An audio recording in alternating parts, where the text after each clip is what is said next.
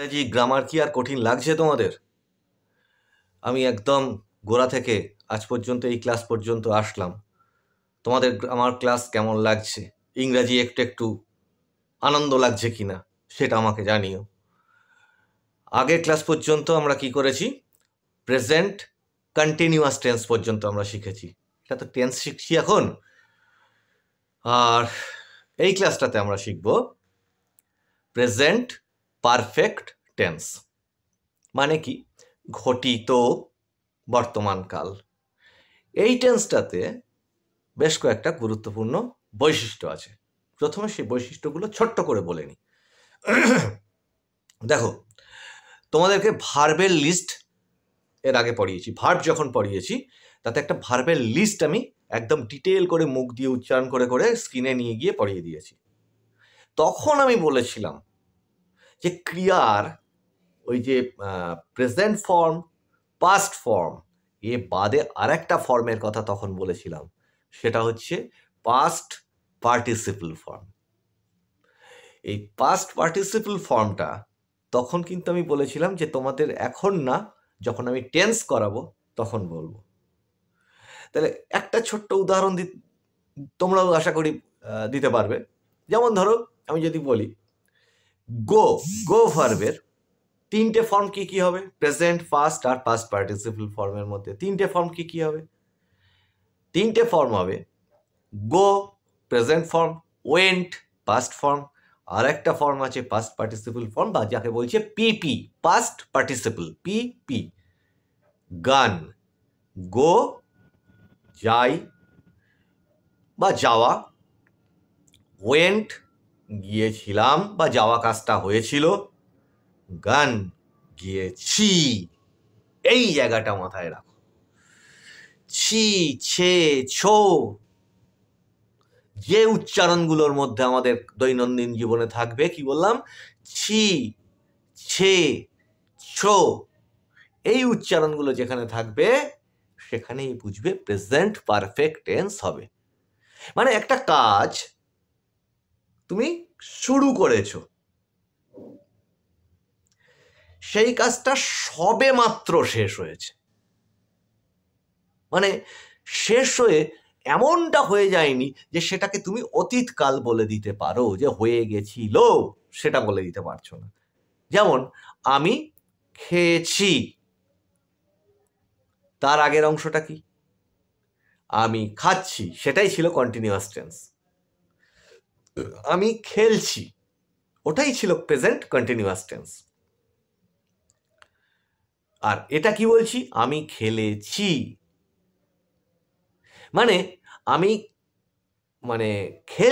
খেলছি না, তখনও কাজটা আর হচ্ছে না, সবে মাত্র শেষ হয়েছে। ওটাই হচ্ছে প্রেজেন্ট পারফেক্ট টেন্স। তা এখানে আমাদের দুটো জিনিস লাগবে। এখানে কি লাগবে? আমরা যেমন অক্সিলারি ভার্ব আমরা কি করেছি? কন্টিনিউয়াস টেন্সের ক্ষেত্রে, প্রেজেন্ট কন্টিনিউয়াস টেন্সের ক্ষেত্রে কি নিয়েছি? এম, আর, ইজ, এই তিনটাকে আমরা ধার নিয়েছিলাম বাক্য গঠনের জন্য। তেমনি প্রেজেন্ট পারফেক্ট টেন্সে আমরা ওই যে তোমাদের শিখিয়েছিলাম না, ভার্ব পড়ানোর সময় অক্সিলারি ভার্ব পড়িয়েছিলাম, একটা বাস্কেট, যেখান থেকে আমরা ধার নেব ভার্বের, সেই বাস্কেটটা থেকে এখানে আমরা ধার নেব হ্যাভ এবং হ্যাজ। আর মূল যে ভার্বটা, সেই ভার্বটার কোন ফর্মটা ব্যবহার করব? থার্ড ফর্ম বা পিপি ফর্ম বা পাস্ট পার্টিসিপল ফর্ম। যেমন গো, ওয়েন্ট, এগুলো ব্যবহার করব না, ব্যবহার করব গানটা। ডু, ডিড, ওই দুটো ব্যবহার করব না, ব্যবহার করব ডানটা। ঠিক আছে? তাহলে পাস্ট পার্টিসিপল ফর্ম আমরা মেন ভার্বে ব্যবহার করব। যেমন কন্টিনিউয়াস টেন্সে আমরা কি করছিলাম? মেন ভার্বটার সঙ্গে আমরা আইএনজি যোগ করছিলাম। এখানে সে সমস্ত নেই, কোনো যোগ করাকরির ব্যাপার নেই। এখানে একেবারে ওই যে ভার্বের লিস্টটা পড়বে, ভার্বের লিস্টের সঙ্গে জাস্ট পাস্ট পারফেক্ট ফর্মটা এখানে বসে যাবে। তাহলে এগুলো তো মুখে মোটামুটি বুঝিয়ে দিলাম। আর উচ্চারণ দেখলে তো, আমি খেয়েছি, আমরা খেয়েছি, হলো ছি ছি হয়ে গেল। ঠিক আছে? আর একটা হলো তুমি খেয়েছো, ওই দেখো, এবার হচ্ছে ছি বলেছি, ছি ছেছো, তুমি খেয়েছো, তোমরা খেয়েছো, সে খেয়েছে, তারা খেয়েছে। দেখলে, ছি ছে ছো যে বাক্যগুলোর ওয়ার্ডে মানে ভার্বের সঙ্গে বা ক্রিয়ার সঙ্গে থাকবে আমাদের উচ্চারণ করবার সময় বাংলায়, সেটাই হবে হচ্ছে প্রেজেন্ট পারফেক্ট টেন্স।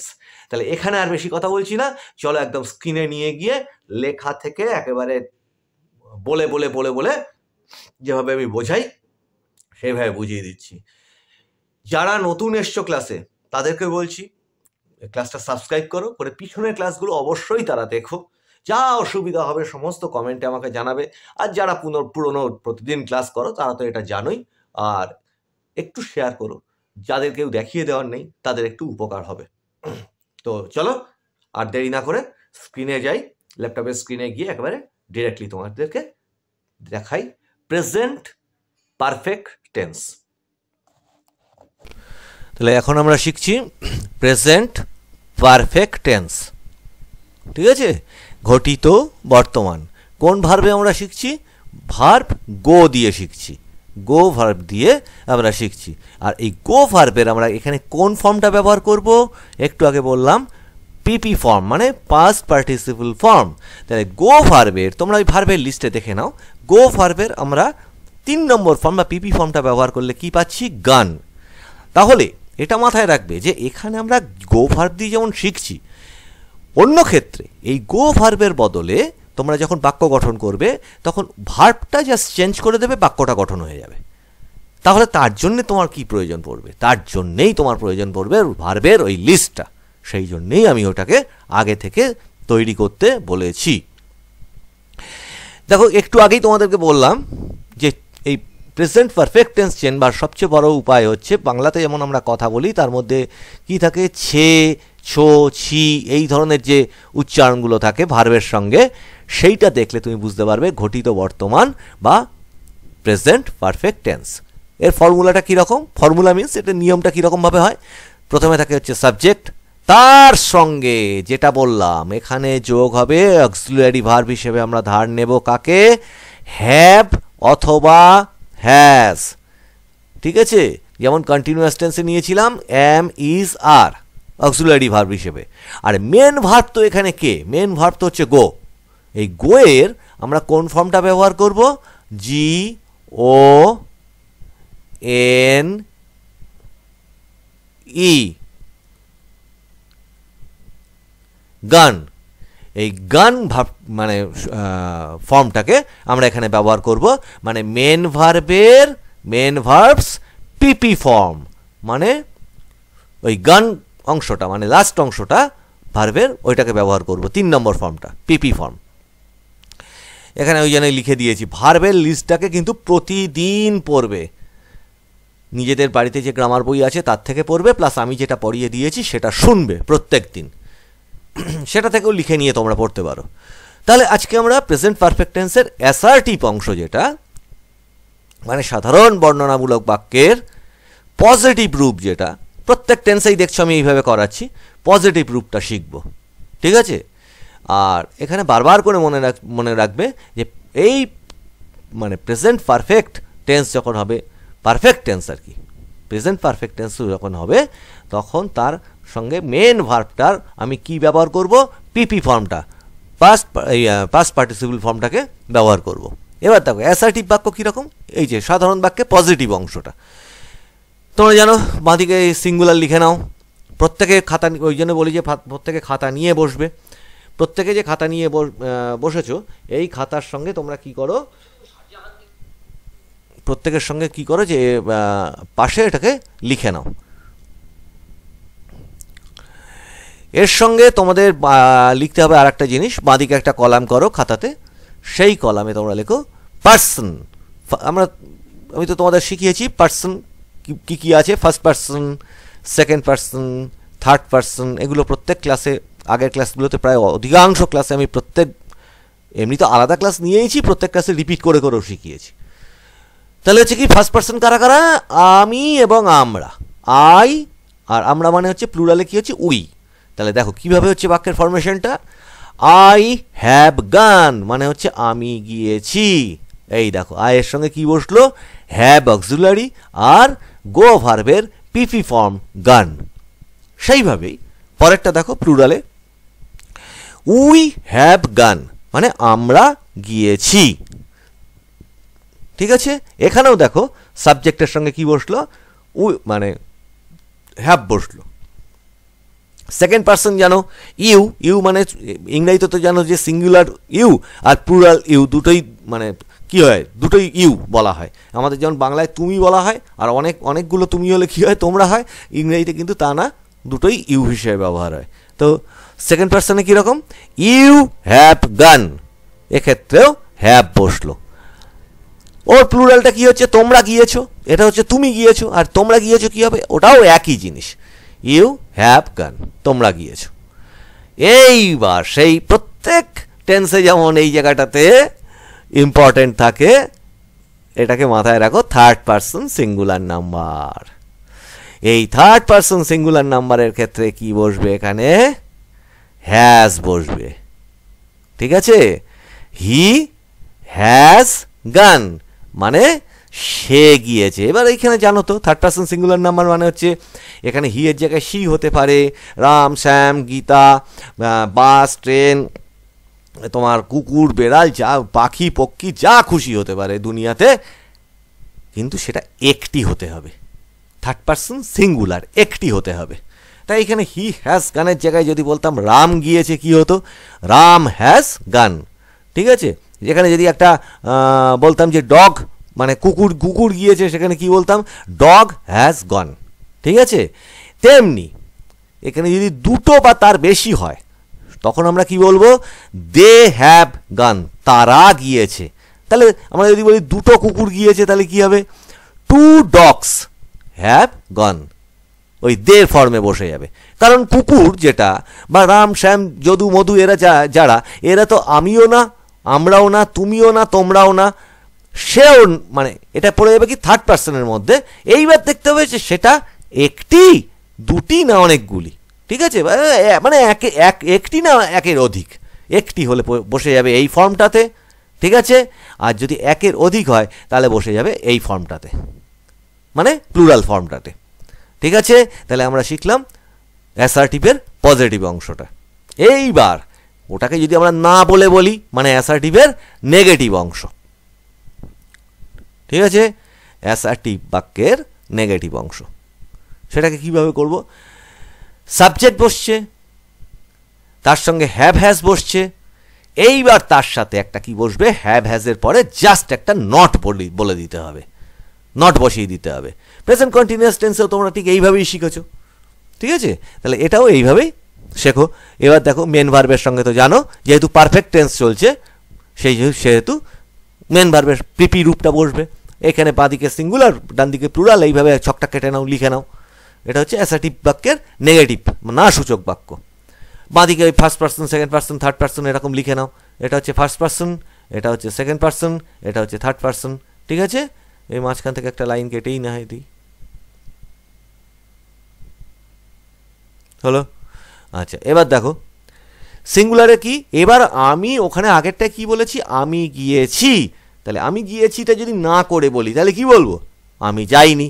তাহলে আমি যাইনিটা কি করে লিখবো, আমি গিয়েছি যদি আই হ্যাভ গন হয়, তাহলে এখানে জাস্ট একটা মাঝখানে নট ঢুকিয়ে দিতে হবে, নট মাঝখানে বসে যাবে।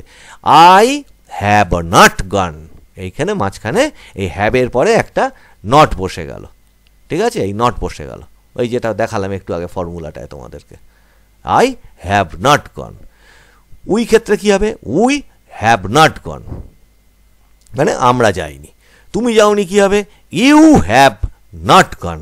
ঠিক আছে, তোমরা যাওনি কি হবে, মানে তুমি গিয়েছো, তোমরা গিয়েছোর বদলে হচ্ছে তোমরা যাওনি, তুমি যাওনি, তোমরা যাওনি, সেটা কি হবে, ইউ হ্যাভ নট গন। এইবার দেখো এখানেও তেমন কোনো চেঞ্জ নেই, শুধু নটটা যোগ হচ্ছে, হি হ্যাজ নট গন। হি এর সঙ্গে তো যেহেতু থার্ড পার্সন সিঙ্গুলার নাম্বার, ওই জন্য হ্যাজ বসলো, সঙ্গেই নট বসে গেল এখানে। ঠিক আছে, তাহলে he has not gone, they have not gone, তারা যায়নি, সে যায়নি, তারা যায়নি। তাহলে আমরা শিখলাম অ্যাসার্টিভ বাক্যের পজিটিভ অংশ এবং নেগেটিভ অংশ। হ্যাঁ কি করে বলতে হয়, না কি করে বলতে হয়, মানে হ্যাঁ বলা অর্থে আর কি সাধারণ বর্ণনামূলক বাক্য বা স্টেটমেন্ট, এই ধরনের জিনিসগুলো, ঠিক আছে, বর্ণনামূলক বাক্য গেল। এইবার এসছো ইন্টারোগেটিভ, মানে তোমাদের আগের দিনে শিখিয়েছি ইন্টারোগেশন মানে কি, প্রশ্ন করা, প্রশ্নবোধক বাক্য, ঠিক আছে। আগে এইটার ক্ষেত্রে কি হবে খেয়াল করে দেখো, এখানে হ্যাভটা কোথায় বসেছিল, এখানে হ্যাভটা কোথায় বসেছিল, আই হ্যাভ গন, মানে আমি গিয়েছি, তাহলে হ্যাভটা বসেছিল এই সাবজেক্টের পরে, ঠিক আছে। আর যখন প্রশ্ন করব না এটাকে যে আমি কি গিয়েছি, তখন এই হ্যাভটাকে কি করে দেব, এই হ্যাভটা বসে যাবে এই আই এর আগে, সামনে। কিভাবে হচ্ছে দেখো, এই ফর্মুলাটা মনে রাখো যে আগে হ্যাভ এবং হ্যাজ বসবে বাক্যটা শুরুর আগে, ঠিক আছে। তারপর সাবজেক্ট, সে যেই থাকুক সেটা, তারপরে ভার্বের পিপি ফর্ম, তারপর একটা এই জিজ্ঞাসার চিহ্ন, ঠিক আছে। এই হচ্ছে ইন্টারোগেটিভ বাক্যে তৈরি নিয়ম। সহজভাবে শিখে নাও, এই সিঙ্গুলার প্লুরাল দুপাশে লিখে পরপর লেখো, first person, second person, third person লিখে নাও, এই পরপর যেভাবে আছে এইভাবে লিখে নাও খাতায়। আর তোমাদের মানে পুরো ক্লাসটা হয়ে গেলে এটাকে থামিয়ে থামিয়ে খাতার মধ্যে নোট করে লিখে নেবে। প্রত্যেকটা দিন সকালবেলা, আবার বলছি, প্রত্যেকটা দিন সকালবেলা কিন্তু ভার্বের লিস্ট পড়বে এবং এই কনজুগেশন অফ টেন্স যেটা আমি করাচ্ছি এখন, এইটা প্রত্যেকটা দিন সকালবেলা পড়বে, ইংরাজি জলের মতো হয়ে যাবে। এরপরেও তো আমি বলবো এর সঙ্গে অবজেক্ট কী করে যোগ করতে হবে, প্রিপোজিশন কী করে যোগ করতে হবে, আর্টিকেল কোথায় হবে, সেগুলো তো সব বলবো, কিন্তু আসল কাঠামোটা হচ্ছে এইটা। চলো এবার প্রশ্নটা কি করে করতে হয় দেখে নিচ্ছি। এই দেখো, হ্যাভ প্রথমে বসলো, আমি কি গিয়েছি, হ্যাভ আই গন, ঠিক আছে। হ্যাভটা কি হবে, আগে বসে যাবে আইয়ের। আমরা কি গিয়েছি, হ্যাভ উই গন। তুমি কি গিয়েছো, হ্যাভ ইউ গন, মানে ইউ হ্যাভ গন মানে হচ্ছে তুমি গিয়েছো। আর হ্যাভ ইউ গন মানে কি, তুমি কি গিয়েছো। তোমরা কি গিয়েছো, সরি এখানে দাগ পড়ে গেল আবার,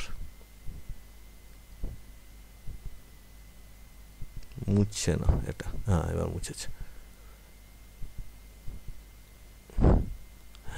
আচ্ছা, হ্যাভ ইউ গন, তোমরা কি গিয়েছো। এইবার দেখো, যেহেতু থার্ড পার্সন সিঙ্গুলার নাম্বারে তোমার হ্যাজ হয়, আগে শিখলে নর্মাল বাক্যের ক্ষেত্রে, তাহলে এখানে হি এর আগে কি হয়ে গেল, হ্যাজ। এই জায়গাটা মাথায় রাখবে, হ্যাজ হি গন, মানে সে কি গিয়েছে, আর তারা গিয়েছে কি হবে, হ্যাভ দে গন। ব্যাস হয়ে গেল, এটা হয়ে গেল ইন্টারোগেশন। মানে কি দেখে গেলে যে প্রেজেন্ট পারফেক্ট টেন্সে কীভাবে প্রশ্ন তৈরি করতে হয় কত সহজে। এবার চলো এই প্রশ্নটাকে আবার না করে না সূচক বাক্যে কিভাবে ব্যবহার করা হয়, মানে ইন্টারোগেটিভ বাক্যের বা প্রশ্নবোধক বাক্যের নেগেটিভ অংশ কিভাবে লিখবো, হ্যাভ আর হ্যাজ ওইভাবেই থাকবে, প্রথমে সাবজেক্ট লিখবো, জাস্ট তারপরে একটা কি বসে যাবে, নট বসে যাবে, আর ভার্বের পিপি ফর্ম। এতক্ষণ তো সেটা দেখলে শিখলে। এবার দেখো সিঙ্গুলার আছে, এইভাবে সিঙ্গুলার প্লুরাল এভাবে লিখে নাও, first person, second person, third person এভাবে লিখে নাও, ঠিক আছে। এবার দেখো, আমি কি যাইনি, আগেরটা কি শিখলাম, আমি কি গিয়েছি। এই দেখো, আমি কি গিয়েছি, এইটাকে যদি না করে প্রশ্ন করা হয় আমি কি যাইনি, তাহলে সেক্ষেত্রে কি বসবে, হ্যাভ আই নট গন। এই দেখো নটটা বসলো। আমি কি গিয়েছি হলে কি হতো, হ্যাভ আই গন। এই দেখো হ্যাভ আই গন অবধি ছিল, আর এখানে আমি কি যাইনি, জাস্ট হ্যাভ আই নট গন, এই নটটা মাঝখানে বসে গেল, ঠিক আছে। সাবজেক্টের পরে, সাবজেক্টের আগে হ্যাভ আর সাবজেক্টের পরে নট, হ্যাভ আই নট গন। তাহলে আমরা কি যাইনি, হ্যাভ উই নট গন। দেখো প্রত্যেক দিন সকালবেলা যখন এটাকে পড়বে, প্রতিদিন এই পড়তে পড়তে পড়তে পড়তে তখন আর তোমাকে আর ভাবতে হবে না, এটা একটা কবিতার মতো মুখস্থ হয়ে থাকবে। এবং এই ভার্বটাকে শুধু চেঞ্জ করে দেবে, যে কোনো বাক্য গঠন করতে পারবে।